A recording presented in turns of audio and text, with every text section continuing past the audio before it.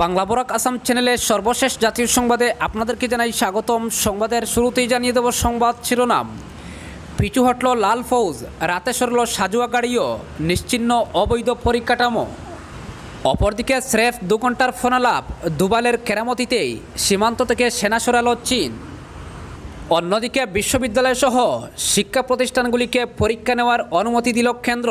স্বাস্থ্যবিধি মেনে পরীক্ষা বিশ্ববিদ্যালয় ও শিক্ষা প্রতিষ্ঠানে নির্দেশিকা জারি করল ইউজিসি। অপরদিকে ধ্বংস করা হবে রণতরী, হুমকি চীনের, পাত্তাই দিল না মার্কিন নৌসেনা। অন্যদিকে নেপালের প্রধানমন্ত্রী অলির ভাগ্য নির্ধারণে জরুরি বৈঠক স্থগিত। ভুটানেও আগ্রাসী চীন, নয়া আইনে প্রথম অভিযুক্তের জামিনের আর্জি নাকচ হংকংয়ে।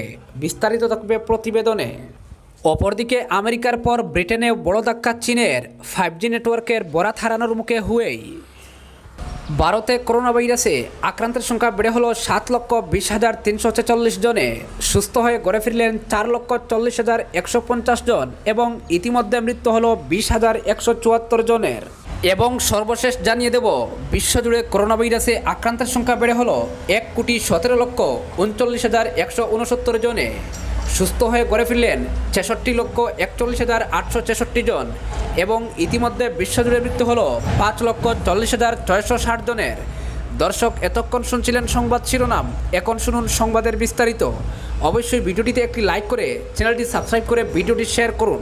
ভারতে গত 24 ঘন্টায় নতুন করে করোনা ভাইরাসে আক্রান্ত হলেন 22,500 জন, সুস্থ হয়েছেন 15,256 জন, মৃত্যু হয়েছে 473 জনের। ভারতে করোনা ভাইরাসে আক্রান্তের সংখ্যা বেড়ে হলো 7,20,346 জনে। সুস্থ হয়ে ঘরে ফিরলেন 4,40,150 জন এবং ইতিমধ্যে মৃত্যু হলো 20,174 জনের। সুতরাং ভারতে এখনও পর্যন্ত 2,59,926 জনের শরীরে এই মারণ ভাইরাস সক্রিয় রয়েছে। পশ্চিমবঙ্গে করোনা ভাইরাসের সংক্রমণ অব্যাহত।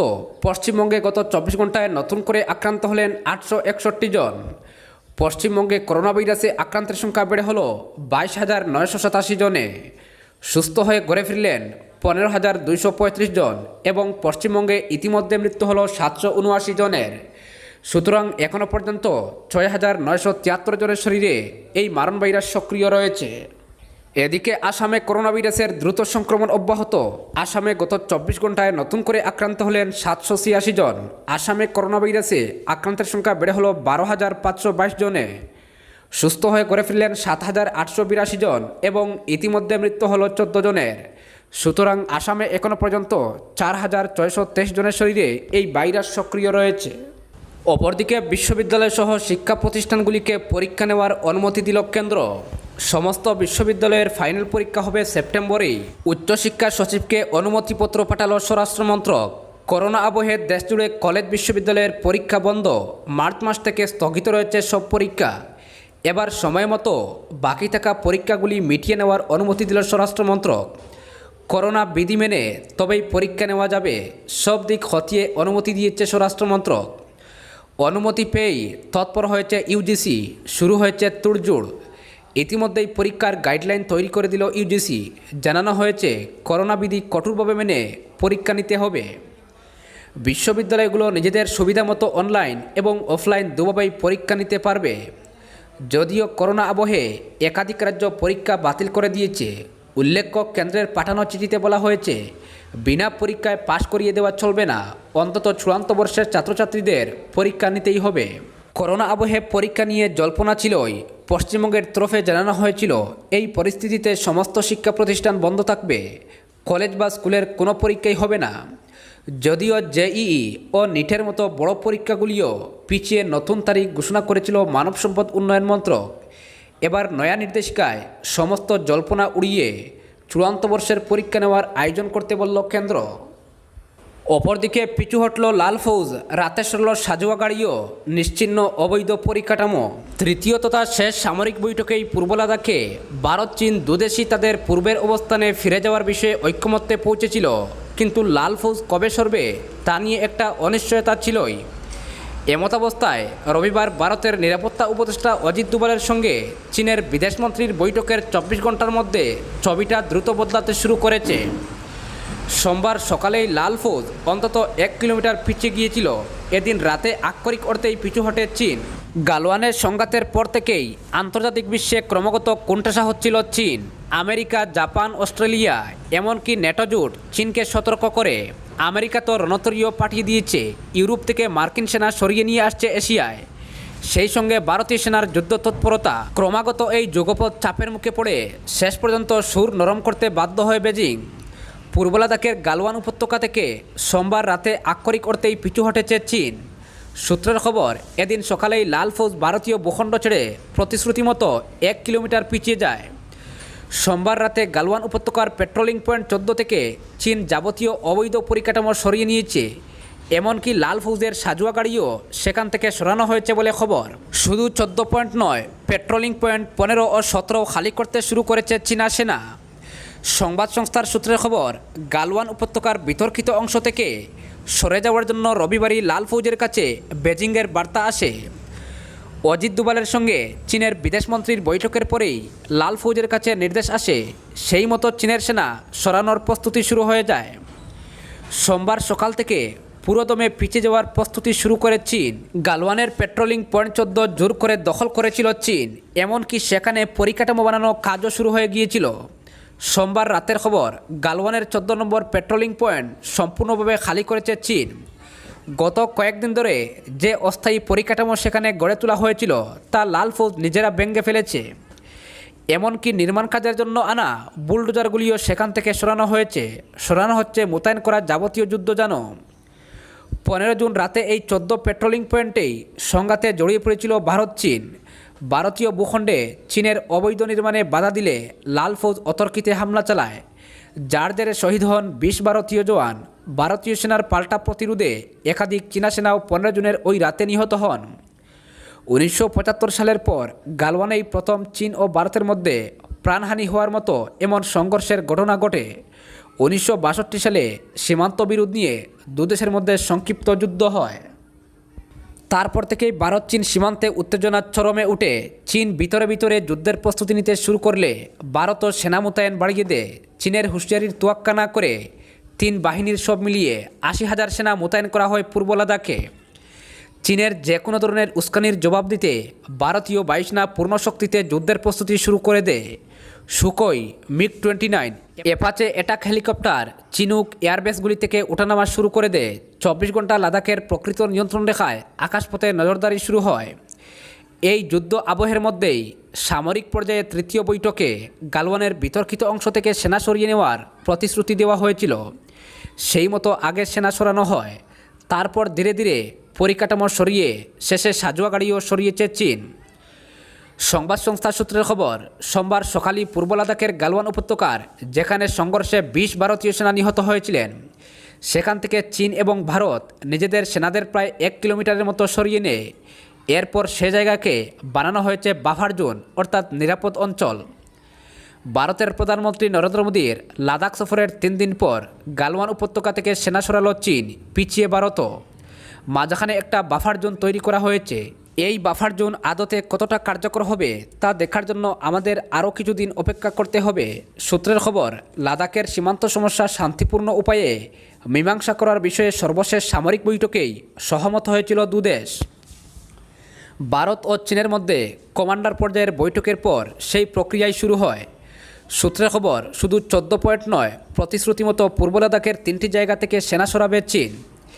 এখনও পর্যন্ত পাওয়া খবর অনুযায়ী পূর্ব লাদাখের গালওয়ান উপত্যকা পেট্রোলিং পয়েন্ট 15 ও হট স্প্রিং এলাকায় 2 থেকে 2.5 কিলোমিটার দূরে সরে গিয়েছে চীনা সেনা।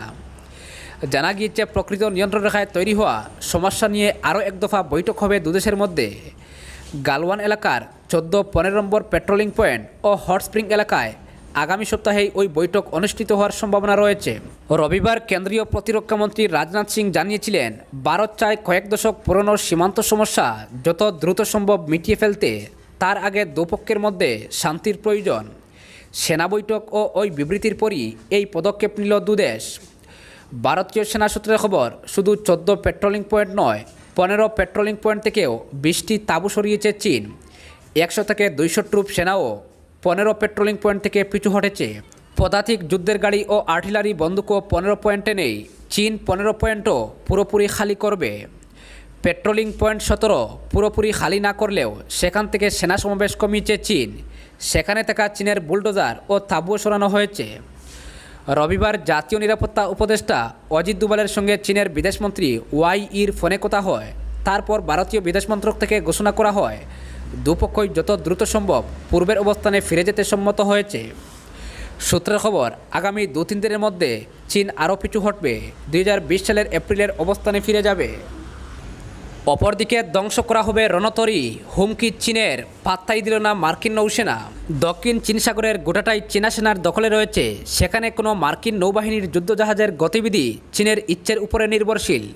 আমেরিকাকে হুমকি দিয়ে এমনই দাবিসহ টুইট করেছিল চীনের সরকারি মুখপাত্র গ্লোবাল টাইমস। চীনের এই চুকরাঙ্গানিকে কার্যত আমলই দিল না মার্কিন নৌসেনা। টুইটের জবাব দিয়ে জানিয়ে দেওয়া হলো, এখনও দক্ষিণ চীন সাগরে 2টি মার্কিন রণতরী রয়েছে। চীনের বয়ে ওই যুদ্ধজাহাজগুলি প্রত্যাহারের কোনো সম্ভাবনা নেই বলেও জানিয়ে দিয়েছে মার্কিন নৌসেনা। দক্ষিণ চীন সাগরে পরমাণু জ্বালানিতে চলা যুদ্ধবিমান বহনে সক্ষম 2টি রণতরী মোতায়েন করেছে আমেরিকা। সেখানেই সামরিক মহড়া চালাচ্ছে মার্কিন নৌবাহিনী। এরপরই রবিবার গ্লোবাল টাইমসের মাধ্যমে মার্কিন নৌবাহিনীকে হুমকি দেয় চীনা সেনা। দাবি করা হয় BF-21D এবং DF-26 মতো অ্যান্টি এয়ারক্রাফট ক্যারিয়ার কিলার মিসাইলের নাগালের মধ্যেই রয়েছে মার্কিন যুদ্ধজাহাজ 2টি। চাইলেই চীন মার্কিন রণতরীগুলিকে ধ্বংস করতে পারে বলেও প্রচ্ছন্ন হুঁশিয়ারি দেয় চীন। যদিও চীনের এই দাবিতে বিশেষ আমল দেয়নি মার্কিন নৌবাহিনী। তারা গ্লোবাল টাইমসের টুইটের জবাব দিয়ে জানায়, তাদের 2টি রণতরী US নিমিটজ এবং US রোনাল্ড রিগন এখনও দক্ষিণ চীন সাগরেই রয়েছে। সেখান থেকে সরে আসারও কোনো পরিকল্পনা নেই। চীনের হুঁশিয়ারির জবাবে মার্কিন নৌবাহিনীও জানিয়ে দিয়েছে, তারা যা করবে নিজেদের ইচ্ছেতেই করবে। এই মুহূর্তে দক্ষিণ চীন সাগরের একাংশ জুড়ে সামরিক মহড়া চালাচ্ছে চীনের নৌবাহিনীও। প্রায় গোটা চীন সাগরের উপরেই নিজেদের আধিপত্য বজায় রাখতে চায় বেজিং। তাই নিয়ে তাইওয়ানের মতো প্রতিবেশী দেশগুলির সঙ্গে চীনের বিবাদও রয়েছে। চীন বাদে ভিয়েতনাম, মালয়েশিয়া, ব্রুনেই, তাইওয়ান, ফিলিপিন্সের মতো বিভিন্ন দেশ দক্ষিণ চীন সাগরের বিভিন্ন অংশকে নিজেদের বলে দাবি করে। কিন্তু বেজিংয়ের দাবি, দক্ষিণ চীন সাগরের 90% চীনের অধীনে পড়ে। যেহেতু আন্তর্জাতিক বাণিজ্য পথ হিসাবে দক্ষিণ চীন সাগর অত্যন্ত গুরুত্বপূর্ণ, তাই সেখানে চীনের একাধিপত্য মানতে নারাজ আমেরিকাও। তাই দক্ষিণ চীন সাগরে নিজেদের রণতরী পাঠিয়ে চীনের উপর চাপ বাড়াচ্ছে আমেরিকা। অন্যদিকে উত্তর চীন সাগর নিয়েও জাপানের সঙ্গে বিবাদ রয়েছে চীনের। সব মিলিয়ে জলে স্থলে সর্বত্রই বিভিন্ন দেশের সঙ্গে বিবাদে জড়িয়ে যথেষ্টই চাপে রয়েছে বেজিং। অপরদিকে নেপালের প্রধানমন্ত্রী অলির ভাগ্য নির্ধারণের জরুরি বৈঠক স্থগিত। ভুটানেও আগ্রাসী চীন, নয়া আইনে প্রথম অভিযুক্তের জামিনের আর্জি নাকচ হংকংয়ে। নেপালের প্রধানমন্ত্রী পদ কি আদৌ আগলে রাখতে পারবেন কেপি শর্মা ওলি? অলির ভাগ্য নির্ধারণ করতে নেপালের কমিউনিস্ট পার্টির জরুরি বৈঠক স্থগিত হয়ে গেল। এদিকে ভারতের পর এবার প্রতিবেশী ভুটানের জমিতেও দাবি জানালো চীন। অন্যদিকে নয়া আইনে প্রথম অভিযুক্তের জামিনের আর্জি নাকচ করে দিল হংকংয়ের আদালত। অলির ভাগ্য নির্ধারণ করতে নেপালের কমিউনিস্ট পার্টির জরুরি বৈঠক স্থগিত হয়ে গেল। জানা যাচ্ছে আগামী বুধবার পর্যন্ত এনসিপির গুরুত্বপূর্ণ বৈঠক স্থগিত করা হয়েছে। উল্লেখ্য, অলির পদত্যাগের দাবি উঠেছে শাসক দলের অন্দরে। এই পরিস্থিতিতে সোমবার 45 সদস্যের স্ট্যান্ডিং কমিটির জরুরি বৈঠক হওয়ার কথা ছিল। প্রধানমন্ত্রীর প্রেস উপদেষ্টা সূর্য থাপা জানিয়েছেন, বুধবার পর্যন্ত জরুরি বৈঠক স্থগিত করা হয়েছে। এ নিয়ে তৃতীয়বার ওই বৈঠক স্থগিত করা হলো। তবে কেন এমন সিদ্ধান্ত নেওয়া হলো সে ব্যাপারে জানা যায়নি। এদিকে নেপালের রাজনৈতিক সংকটের আবহে রবিবার চীনা রাষ্ট্রদূতের সঙ্গে এনসিপির শীর্ষ নেতা তথা প্রাক্তন প্রধানমন্ত্রী মাধব কুমারের বৈঠকের পর জরুরি বৈঠক স্থগিত হওয়ার ঘটনা নয়া মাত্রা যোগ করেছে। কাঠমান্ডুতে রাজনৈতিক সংকটের মধ্যে চীনা কার্যকলাপ বাড়ছে। ভারতের পর এবার প্রতিবেশী ভুটানের জমিতেও দাবি জানালো চীন। ভুটানের শাকটেঙ্গ অভয়ারণ্যকে নিজেদের বলে দাবি করে আন্তর্জাতিক মঞ্চে সরব হয়েছে বেজিং। যদিও সেই দাবি পুরোপুরি উড়িয়ে দিয়েছে ভুটান। প্রতিবেশীর জমি দাবি করেই ক্ষান্ত হয়নি ড্রাগনের দেশ। ভারতকে বার্তা দিয়ে চীন বলছে, দুই দেশের সীমান্ত বিরুদ্ধে যেন তৃতীয় পক্ষ হস্তক্ষেপ না করে। বিশ্বজুড়ে পরিবেশ সংক্রান্ত প্রকল্পগুলিতে আর্থিক সাহায্য করতে ভার্চুয়াল বৈঠকের আয়োজন করে গ্লোবাল এনভায়রনমেন্ট ফ্যাসিলিটি কাউন্সিল। বৈঠকে ভারতের পাশাপাশি ভুটান, বাংলাদেশ, মালদ্বীপ, নেপাল ও শ্রীলঙ্কার হয়ে প্রতিনিধিত্ব করেন ভারতের IAS অফিসার অপর্ণা সুব্রহ্মণ্যম। সেই বৈঠকে হঠাৎই শাকটেঙ্গ অভয়ারণ্যকে বিতর্কিত এলাকা বলে দাবি করেন চীনের প্রতিনিধি। বেজিংয়ের দাবি ওই এলাকা নিয়ে বিবাদ রয়েছে, ফলে তা নিজেদের বলে দাবি করতে পারে না ভুটান। শাকটেঙ্গকে বিতর্কিত এলাকা প্রমাণ করে আর্থিক সাহায্য আটকে দেওয়াই ছিল চীনের আসল উদ্দেশ্য। তবে বেজিংয়ের উদ্দেশ্য সফল হয়নি। চীনের আপত্তি সত্ত্বেও শাকটেঙ্গ অভয়ারণ্য উন্নয়নে ভুটানের জন্য বরাদ্দ অনুমোদিত হয়। তবে আন্তর্জাতিক মঞ্চে চীন ও ভুটানের দাবি কার্য বিবরণীতে স্থান পেয়েছে। নয়া নিরাপত্তা আইন ঘিরে ফুঁসছে হংকং। এই প্রেক্ষাপটে নয়া আইনে প্রথম অভিযুক্তের জামিনের আর্জি নাকচ করে দিল হংকংয়ের আদালত। নয়া নিরাপত্তা আইনে বিচ্ছিন্নতাবাদী ও সন্ত্রাসবাদের অভিযোগে অভিযুক্ত করা হয়েছে এক যুবককে। টং ইং কিট নামের ওই যুবককে গ্রেপ্তার করা হয়েছিল আগে। একটি অনলাইন ভিডিওতে ওই যুবককে দেখা গিয়েছে। গত বুধবার বিক্ষোভ প্রদর্শনের সময় বেশ কয়েকজন আধিকারিকের উপর চড়াও হয়েছিলেন। লিবারেট হংকং স্লোগান দেওয়া নয়া আইন মোতাবেক বিচ্ছিন্নতাবাদের সামিল বলে দাবি করেছে প্রশাসন। বিক্ষোভের সময় আহত হওয়ায় টংকে হাসপাতালে ভর্তি করা হয়েছিল। সে কারণে গত শুক্রবার আদালতে হাজিরা দিতে পারেননি তিনি। এদিন হুইলচেয়ারে করে আদালতে হাজিরা দেন ওই যুবক। হংকংয়ে নয়া জাতীয় নিরাপত্তা আইন নিয়ে এবার অসন্তোষ প্রকাশ করলেন আমেরিকার শীর্ষ কূটনীতিক। হংকংয়ের জন্য এই আইন দুর্ভাগ্যের বলে বর্ণনা করেছেন তিনি। এই আইনের ফলে হংকংবাসীর মৌলিক অধিকার খর্ব করা হয়েছে বলে দাবি করেছেন তিনি। হংকংয়ে জুলুম ও সেলফ সেন্সরশিপের পরিবেশ তৈরি হয়েছে বলে মনে করেন মার্কিন কূটনীতিক।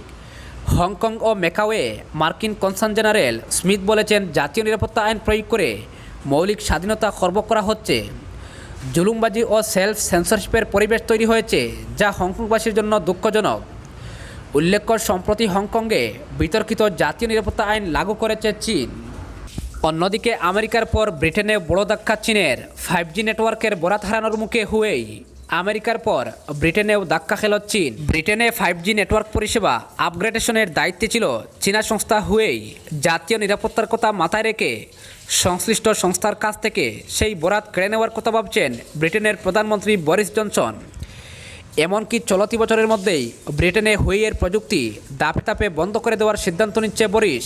বলাই বাহুল্য, ব্রিটিশ প্রধানমন্ত্রীর এই ভাবনা সিদ্ধান্তে পরিণত হলে বিশাল আর্থিক ক্ষতির মুখে পড়বে চীন। কমিউনিস্ট দেশটির বিরুদ্ধে একের পর এক পদক্ষেপ করছে তারা।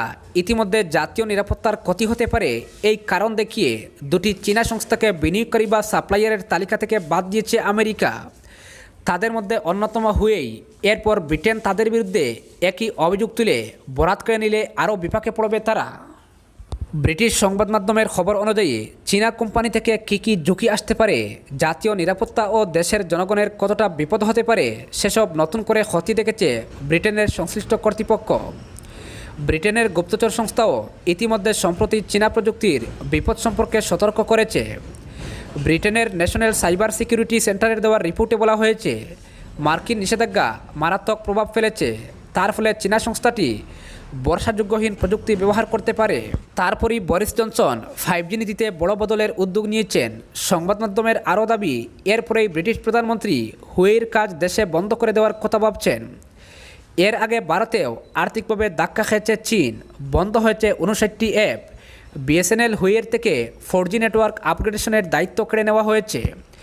রেল সড়ক প্রকল্পে চীনা সংস্থাকে বরাদ দেওয়া হবে না বলে জানিয়ে দিয়েছে। এরপর ব্রিটেনে এই ধাক্কা খেলে চীনের অর্থনীতির মেরুদণ্ডে বড় আঘাত লাগবে বলেই মনে করেছে ওয়াকিবহাল মহল।